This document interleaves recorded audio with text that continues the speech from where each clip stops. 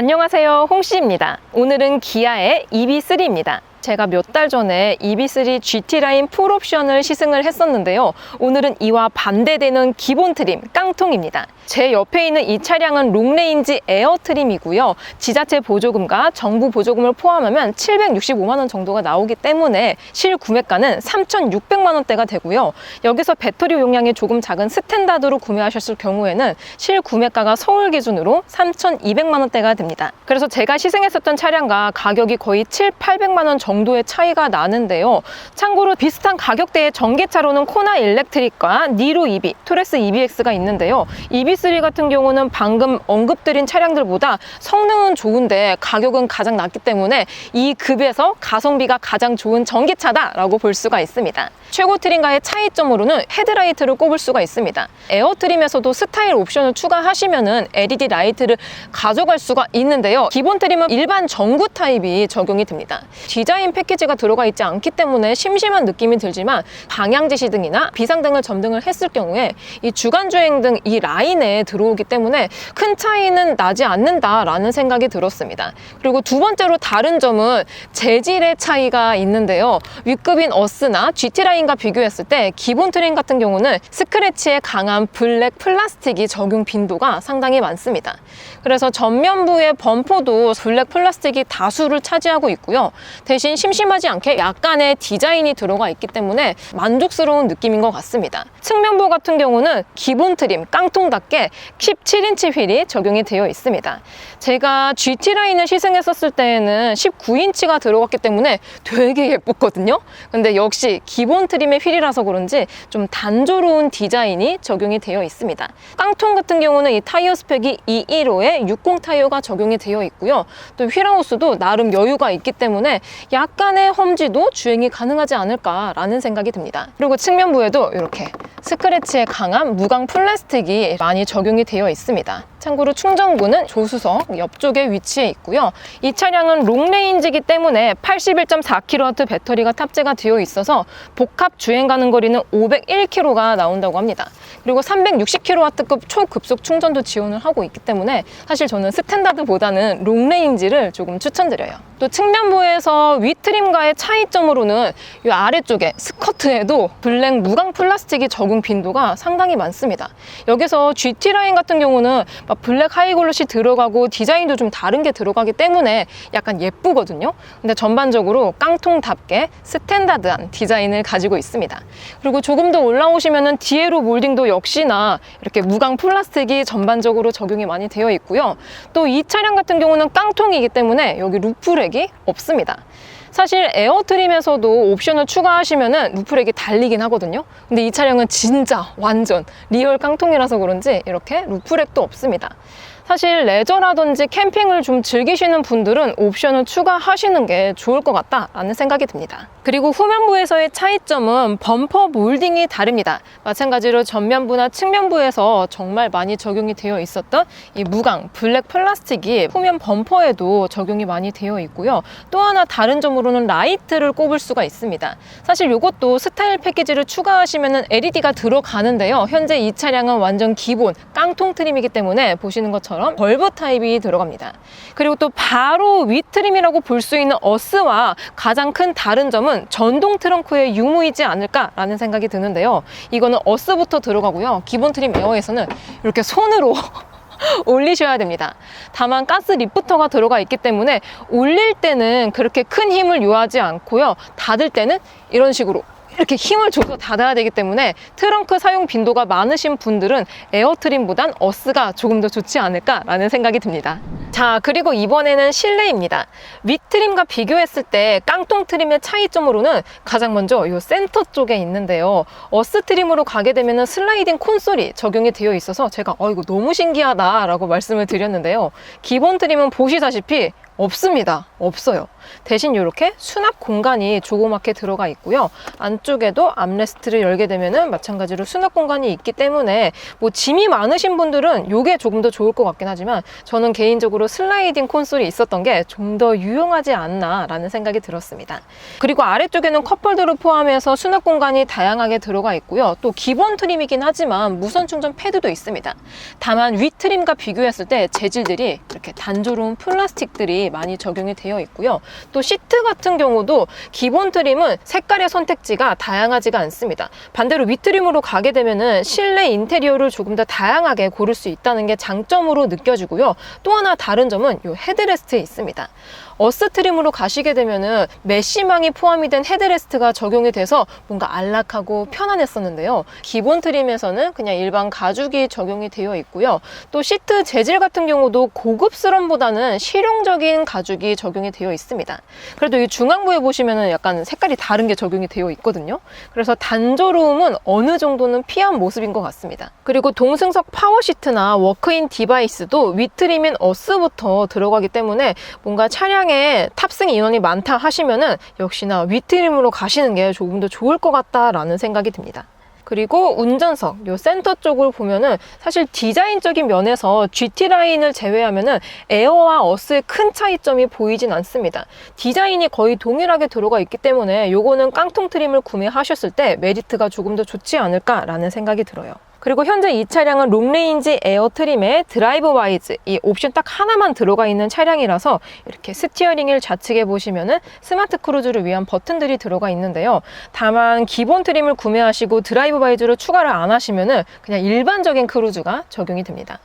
그리고 보통의 차량들 같은 경우는 기본 트림을 구매했을 경우에 아날로그 클러스터라든지 내비도 좀 작은 게 들어가고 그러는데요. EB3는 이 트림 상관없이 기본 트림을 구매하더라도 이렇게 파노라믹 디스플레이가 들어가 있어서 다른 차량과 비교했을 때 가장 큰 장점이지 않을까라는 생각이 듭니다.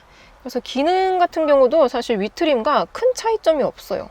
참고로 제가 이 배터리를 97%까지 충전을 해둔 상태이고요. 보통 이 정도면은 복합 주행 기준으로 한 500km 정도가 나와야지 정상인데 지금 보시면은 맥스 608km까지 갈 수 있다라고 나와 있습니다.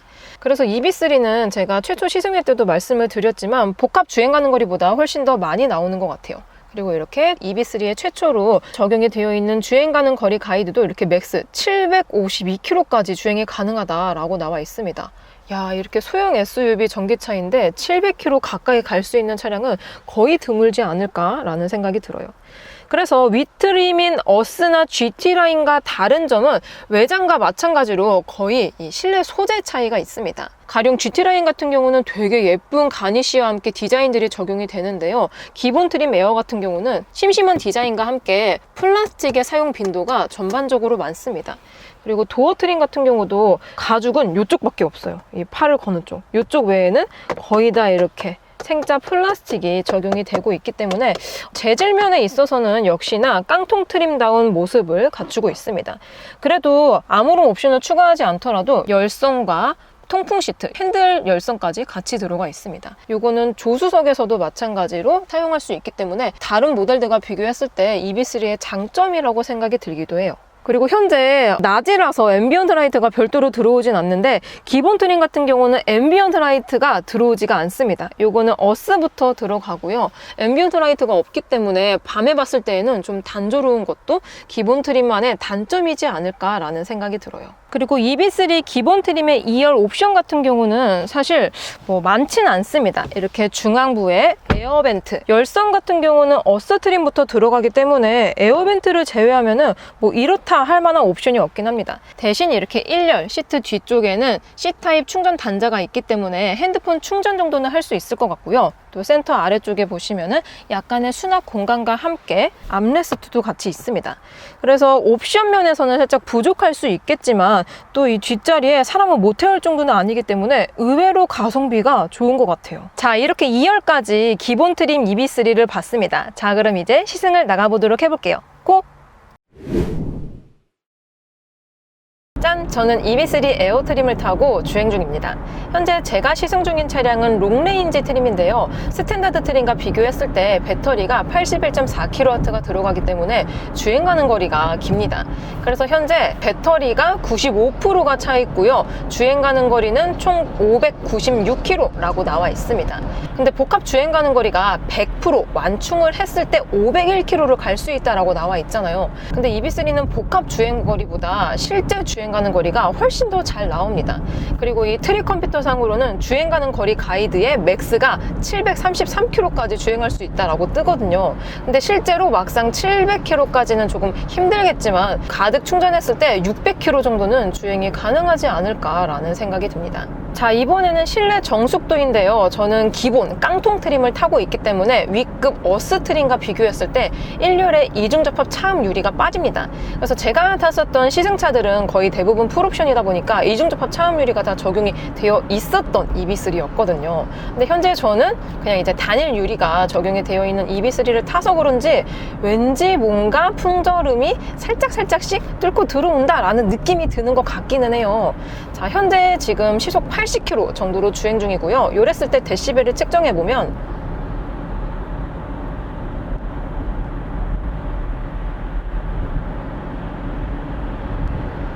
이 정도 데시벨이 나옵니다. 그럼 동일하게 시속 80km에서 윈도우 한번 내려볼게요.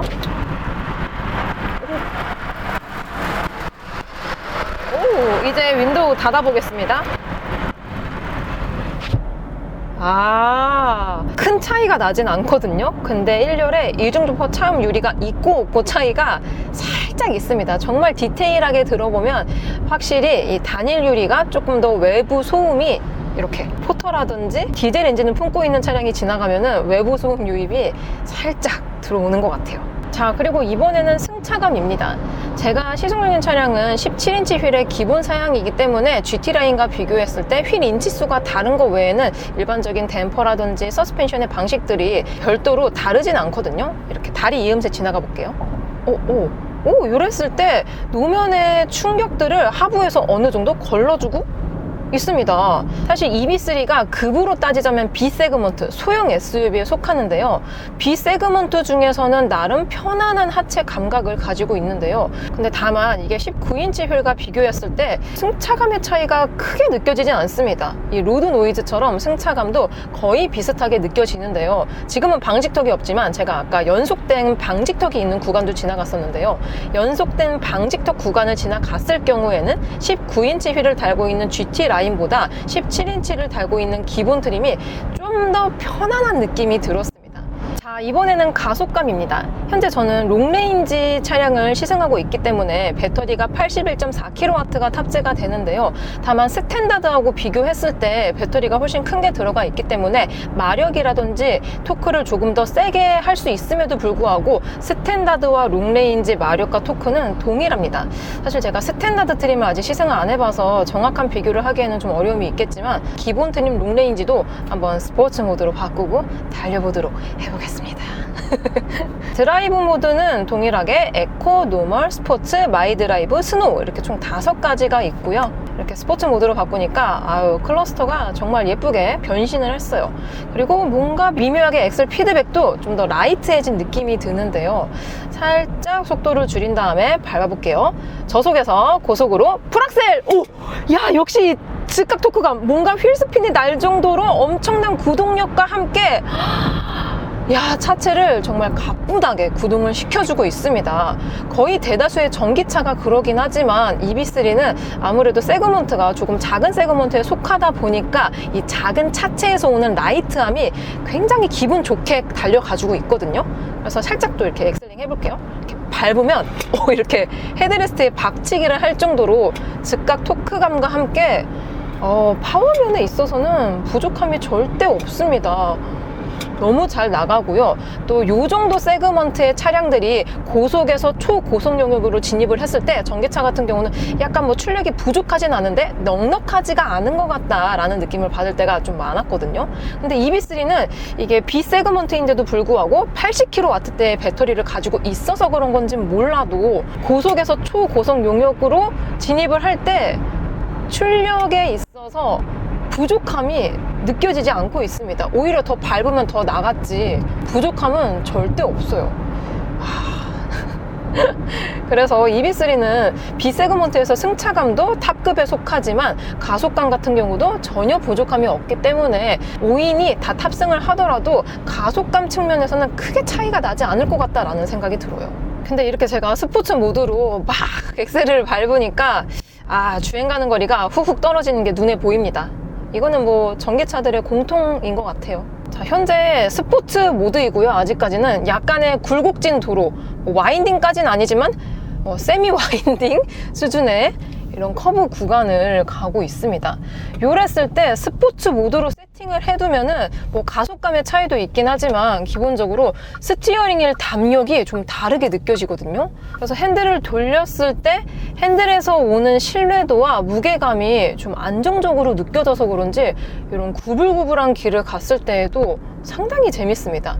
안 그래도 즉각 피드백과 즉각 토크감을 가지고 있는 전기차고 또 컴팩트한 차체인데 핸들링 감각도 예리한 편이다 보니까 나름 또 재밌게 탈 수 있는 것 같아요. 그리고 지금 터널을 갑자기 들어오게 됐는데 기본 트림 같은 경우는 보시다시피 앰비언트 라이트가 없어서 이렇게 야간에 봤을 때는 뭐가 없습니다. 깜깜해요. 그래서 이 실내 감성을 중요하게 생각한다 하시는 분들은 어스 트림으로 선택을 하시는 게 좀 더 좋지 않을까라는 생각이 들긴 해요. 그리고 이번에는 급 조향을 해보도록 하겠습니다. 안전을 위해서 스포츠 모드예요. 먼저 우측으로 해볼게요. 핸들. 이거는 뭐 휠 인치에 따라서 약간의 차이점이 있긴 한데 전반적으로 EB3가 승차감을 조율해둔 전기차라서 그런지 약간의 롤링이 발생이 되고요. 뭔가 스포츠성보단 안락함에 더 가깝게 느껴집니다. 반대편으로 다시 한번 해볼게요. 이렇게 핸들을 틀고 나서 전장과 휠 베이스가 짧은 편에 속하기 때문에 리어가 잘 따라와 주긴 하거든요. 근데 또 저는 이 19인치가 아닌 기본 인치수인 17인치 휠이 적용이 되어 있는 EB3를 타서 그런지 핸들을 틀었을 때 약간의 롤링이 발생이 되긴 합니다. 그래도 뭐 전반적으로는 노면의 응답성이라든지 추동성을 잃지 않고 제법 그립력도 좋은 편에 속하기 때문에 무난무난한 성능인 것 같아요. 무난무난합니다. 자, 그리고 이번에는 스마트 크루즈 컨트롤을 실행을 시켜볼게요. 이 스티어링을 좌측의 리모컨, 이 버튼을 한 번만 누르면은 바로 세팅이 됩니다. 현재 저는 기본 트림 에어에 드라이브 와이즈를 추가를 한 차량이기 때문에 스마트 크루즈 컨트롤이 들어가 있긴 한데요. 만약에 추가를 안 시켰을 경우에는 기본 크루즈가 적용이 됩니다. 나는 크루즈를 많이 사용하는 편이다 하시는 분들은 이 드라이브 와이즈는 꼭 넣으시는 게 좋을 것 같아요. 이게 옵션가가 109만 원이라서 약간 비싸긴 하지만 전방 추돌 방지 보조와 후측방 충돌 방지 보조, 그리고 내비 기반 스마트 크루즈 컨트롤도 진출 입력까지 포함이 되기 때문에 계속 운영을 한다면은 뽕을 쉽게 뽑을 수 있는 옵션이지 않을까 싶어요. 그래서 이 고속도로 주행보조 2가 들어가 있기 때문에 차선 변경 보조까지 지원을 해주는데요. 제가 이렇게 깜빡이를 틀어놨습니다. 그리고 핸들에는 가볍게 손을 얹어둔 상태인데요. 요랬을 때 되게 스무스하게 잘 끼어들고 본선으로 잘 합류를 해주고 있습니다. 제가 마침 또 이제 신형 셀토스 2025 셀토스를 시승을 했었는데요. 보통 같은 스마트 크루즈 컨트롤이 들어가 있더라도 세그먼트가 낮은 차량들은 카메라라든지 뭐 센서들이 조금 아래급이 들어간다라고 말씀을 드렸는데요. EB3 같은 경우는 희한하게 그런 느낌이 거의 들지가 않아요. 위급, 준준형 혹은 중형에 들어가는 것과 비교해도 큰 차이가 나지 않을 정도로 이 주행보조 기능의 정교함이 상당히 높은 편에 속합니다. 그래서 이 드라이브 와이즈는 꼭 넣으시는 거를 추천드릴게요. 자, 마지막으로 전비입니다.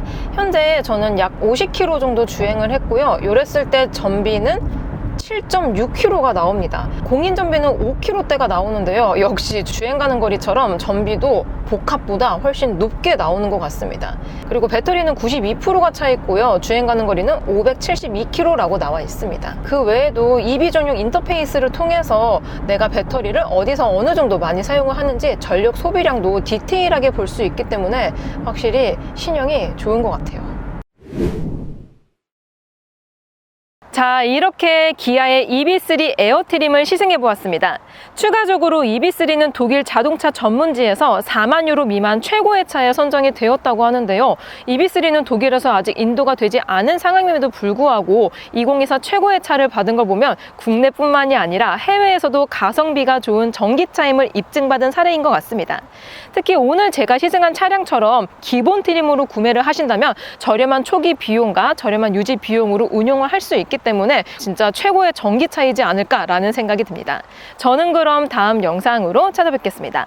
오늘도 저의 영상이 재밌고 도움이 많이 되셨다면 좋아요와 구독 그리고 알림 설정까지. 다음 시간에 또 뵐게요. 안녕. 빵!